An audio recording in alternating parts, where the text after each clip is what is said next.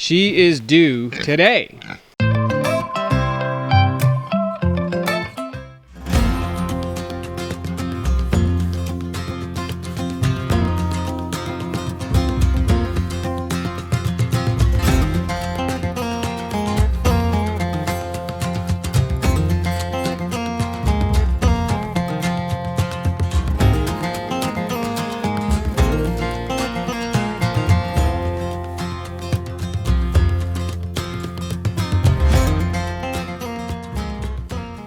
Good afternoon, beautiful people.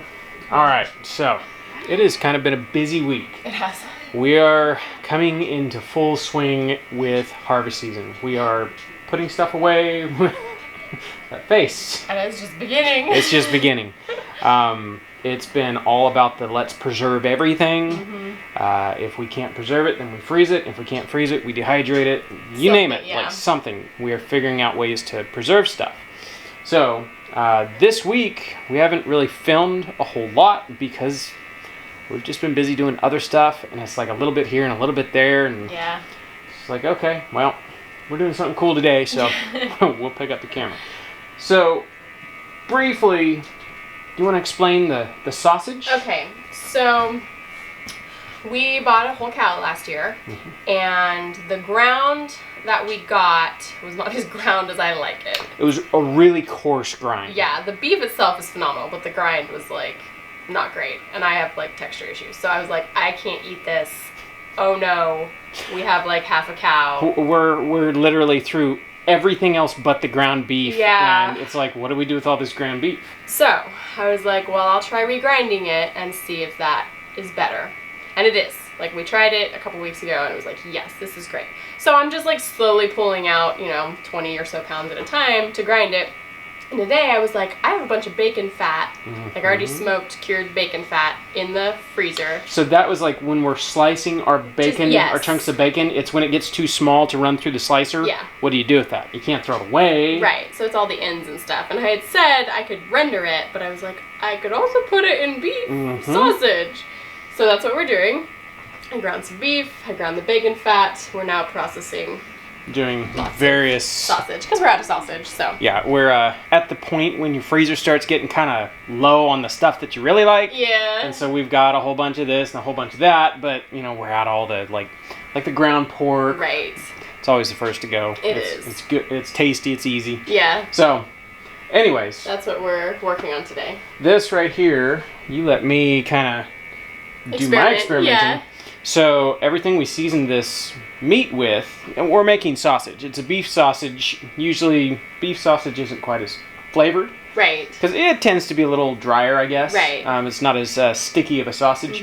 But with all that bacon fat, honestly, it's pretty close to eating a pork sausage. It is, yeah. Maybe like a really lean pork sausage. So this stuff, you ground in garlic. Our fresh garlic. Our fresh garlic. Yeah. The bacon was already salted. Yeah, I put in some red pepper powder from sweet red peppers that we had dehydrated last year, and I ground it into a powder. And I put that in here, and it makes a great flavor. It's like pure powdered flavor. We had so many, non-spicy peppers last year. It was like, what do we do with all these like bell peppers? Yeah. Anyways, she dehydrated them and ground them into powder, and it's like anything you add it to is just pure flavor. Yeah, so, it tastes like roasted red pepper. Yeah, it's good stuff. I went and got peppers that were ready. So we have some Sugar Rush Peach. I added some of those, 6 of them. Yeah. We have some jalapenos. Yeah, Craig's jalapenos and some lemon habaneros. Yeah, that's what you did. Chopped it all up, ground it into the meat, and then turned it into sausage. And we fried up a couple of them. It reminds me of a Cajun sausage. Yeah, like pretty similar. It's not too terribly spicy because, 6-8 peppers in a couple pounds. Yeah. It's kind of mellow. It's there on the background. It's there. Yeah. So it's good. I'm pretty happy with it. And as it sits, it'll probably get more. I hope so. Yeah. That'd be cool. Yeah. So yeah, it's been all about the stuff. You're making chicken stock in the roaster and on the stove. Yeah. Like, you got everything going on. Yeah, we did green beans and jam yesterday. Yeah, so yesterday we had a pretty decent storm roll through. We didn't get any rain. I think I have a time lapse of the sky. You guys will see that. Yeah. And then we've been like putting away the green beans. Yeah. So this is what we did yesterday. We sat down and we had a snapping party, and you canned, what'd you get? 10 quarts. 10 quarts, yep. Which is great. Yeah. Considering the green beans are just starting to produce. Yes. So, and then you made jam on top of that. I made jam, because I had berries that we had picked that needed to be used up because they were like dying a slow death in the fridge, so. And we have more berries we need to go pick. We do. Those will probably go to the freezer. I think we have enough jam. That's all right. Freezing the berries is good too, because in the dead of winter when you make a cobbler or something, it's just like, oh, summer. So good. Okay, so I'm just going to keep sausaging this, and then I'll grind the beef I have left, and then I'm going to sit down or something. Cool.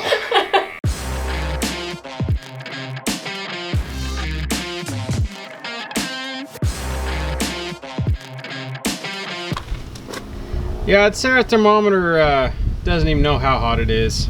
Yeah, maybe in the sun, sitting there on a well house, maybe it might be 116, but it ain't that hot. Maybe 100 degrees. I think that thing got blown off the wall a few too many times. All right, I gotta walk down here. We finished up making our sausage, got that all back in the freezer. Meg ground some more, reground some ground beef. So that's all back in the freezer. Basically, it's just the home stretch till dinner time and the cool down because it's ridiculously hot out here. All right, so what I'm going down here to check is we are down to the time that we need to start watching these pigs. A pig's gestation time is 115 days, I believe. It's 3 weeks, 3 months, 3 days. Or yeah, you got what I meant. 3 months, 3 weeks, 3 days. Given that time, we know exactly when these pigs were bred because it was when we got Mo. Mo is making Mo pigs. Oh, Mama Pig, you ready? So she's the one, let me see. Yeah, she's the one. She is due today. And she, I believe, she missed that weekend, and so she's 3 weeks after. Judging by her, she's gonna go real soon. I've been checking them quite a lot to make sure. Of course, I've been watching a whole bunch of videos and then trying to remember what it was like last time we had a pig that farrowed. And that was like 3 years ago. It was a while ago. Should be today, maybe tomorrow. We'll see. What I'm gonna do right now, I'm gonna get the boys. It's actually really nice down here in the woods. It's a lot cooler. I'm gonna go grab the tractor. I'm gonna go grab a couple bales of hay. I think I'm gonna move them right now, get them scooted over, get them. There's a lot of underbrush that's creeped up. I'm gonna have to fill up their water, so I might as well dump it out, move it, and fill it up all in one go. That way I'm not having to pull a hose down here twice. I think it's ready. They'll enjoy all of that greenery. Honestly, a little salad before having babies wouldn't be a bad thing either. So I'm gonna go grab the tractor and get my back up and grab some hay bales, and I'll be back down here.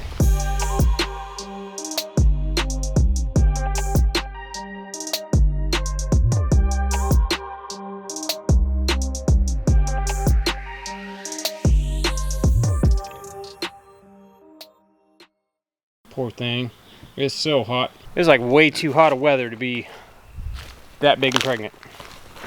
Sorry to any mamas that are pregnant right now in the heat of summer. All right, Brett is grabbing some bribery. Not that I'll probably need it, but there is a lot of green this way. And I'd rather keep them right here than them just wandering off into the overgrown wilderness that is the area that we cleared that we didn't keep cleared very well. That's all right. That's why we're headed this way. We'll get it all cleared out again. All right, so all I'm gonna do basically is I'm just gonna spin the house around and come right back this way. I think we'll pretty much leave this border where it's at.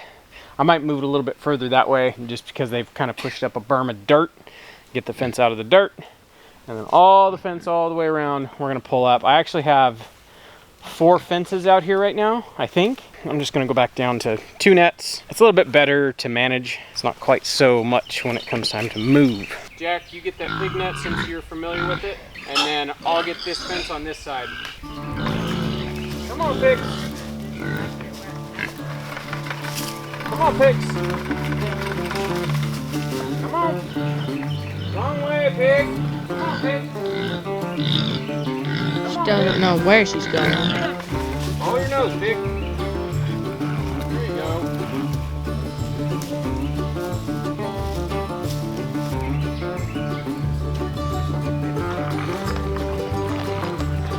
All right, so one of the things that is right here that the pigs will love, this is like an eastern persimmon. It's a wild persimmon.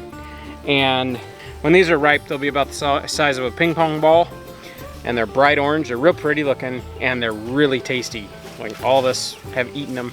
All of this shedded fruit from this tree, these pigs will love. So we'll make sure we encompass this tree, and we'll move them out of here before everything's ripe.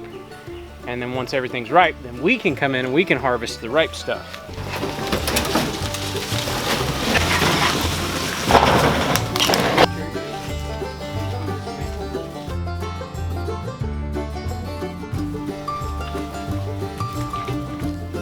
Got it? Got it. All right, so I know somebody's gonna be like, you have a tractor right there, why don't you pick up the drum and move it? Because it's turning green and it's got mosquitoes in it. It was time to dump it.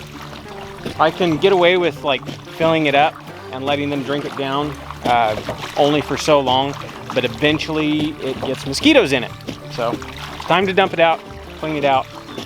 It's all good.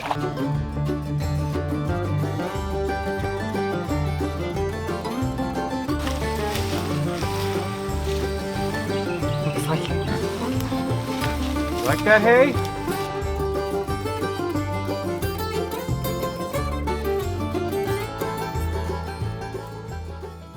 All right, so while we've been sitting here waiting for this to fill up, the boys said it looks like Mordor is that way. We've got a big thunderstorm rolling in, so we're gonna head to the house. So back up here on top. I mean, it looks gloomy. Flash over there. Yeah, that's the stuff I'm kind of like, that's what's kind of moving our way. It looks like a wall of rain. It does look like a wall of rain. All that gray right there, that's the rain. It's all blurry too. I can't tell if it's coming our way. Usually everything moves that way. It moves off east. So we'll see. It's probably cooled down 10 degrees since we started. Like, it feels great. So all of this home cooking, and what are you making for dinner tonight? Home cooked nachos with the sausage I made today. See, that actually sounds great. This and some chopped onions, and I'll make a cheese sauce. I approve. They can't hear you. They're outside.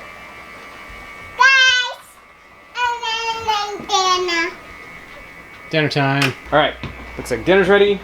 They look good. Two different types. Two different types. Is that a spicy type? There's some jalapenos in it. Ooh. All right, let's eat. Okay.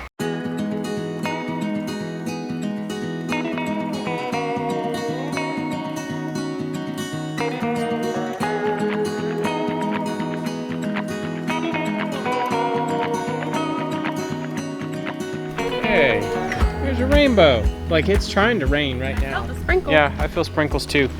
We'll see how this goes. Yeah. That's a nice, Yeah. That's a nice rainbow. Look at this sassy baby.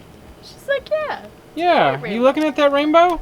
So much sass. All right, we're going this way. We got to pick tomatoes. It's like the sun is shining, but it's sprinkling. but it's sprinkling. All right, but first, you wanted to talk to people about. So a couple weeks ago, if y'all remember, those of you who were paying attention, I kicked you out of the house so I could record a video in peace and quiet, and I said I couldn't talk about it yet. Now I can talk about it. I am a speaker in an online conference called the Hands-on Homesteading Conference. It's like 20 plus speakers.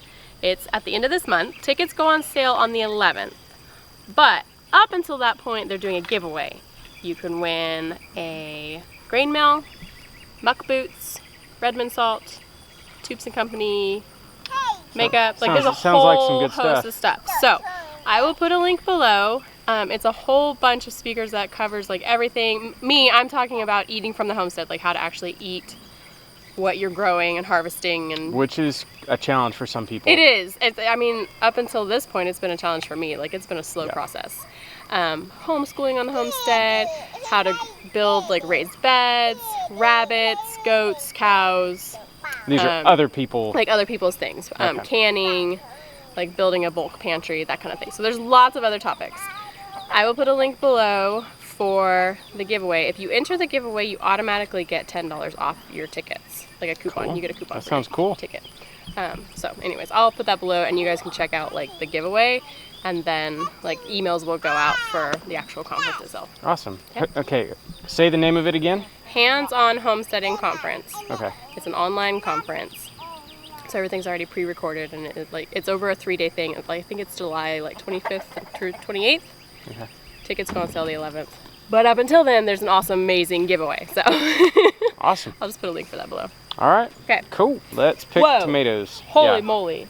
Like I said, we need to pick tomatoes. Apparently I've not been out here in like 3 days. Oh, it's kind of been raining. It has kind of been raining.